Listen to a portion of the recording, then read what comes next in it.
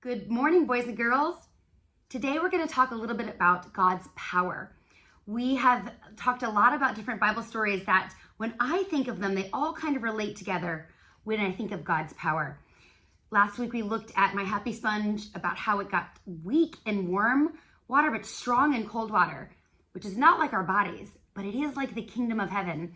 It is like God's kingdom where things are often opposite, that when we're weak, God can be strong. And then this summer, we looked at the Word of God, the armor of God, and how the Word of God is like a two-edged sword, and it pierces through to the bone and marrow, that it is just the very breath and words of God are that powerful. They're like a sword. And we looked at God's power when it came to the weather, that the disciples were in a boat with Jesus, and he was completely asleep in the storm, and they were panicked. And Jesus just stood up and calmed the wind and waves just with his words. And they were so amazed. And then we saw how Jesus demonstrated the power not only over the physical body of a man whose body didn't work, who's completely paralyzed, but also the power to forgive sin. And then, because the theme is just over all that I'm reading this week, it was in my devotional. I was reading in Isaiah, and I know the pastors just preached on Isaiah. In Isaiah 37, it talks about King Hezekiah. And King Hezekiah was a good king. We liked King Hezekiah. And he obeyed God, but he was about to be attacked, and all of the Israelite nation, all of Judah, was about to be attacked by a really not nice king, the king of Assyria. And he was mean, and he was not going to be kind. And he mocked God, and he said, he just kind of teased Israelites and said, I'm going to come get you.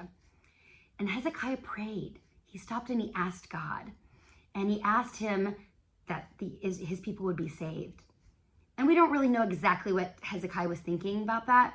Maybe he was thinking that God would just give them enough strength to beat the enemy. Maybe he was thinking that the enemy would be a little weaker than usual that day. Maybe he was thinking that some other army would come join them and fight for them on their side. But I don't think that he was completely expecting what happened.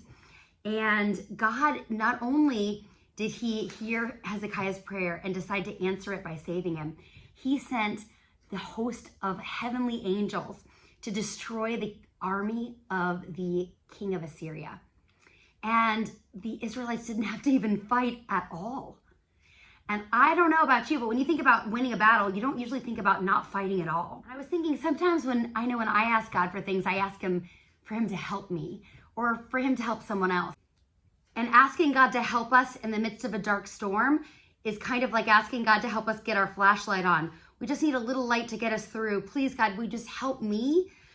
I don't need you to do anything. I just need you to help me. And we forget that God is the creator of the whole world and that he made the sun with his very words and that he could turn the light on and we could be illuminated with bright, brilliant light more than we could ever imagine. That God is all powerful and he owns the whole world. I hope you guys have a wonderful week worshiping our God. I'll see you next week.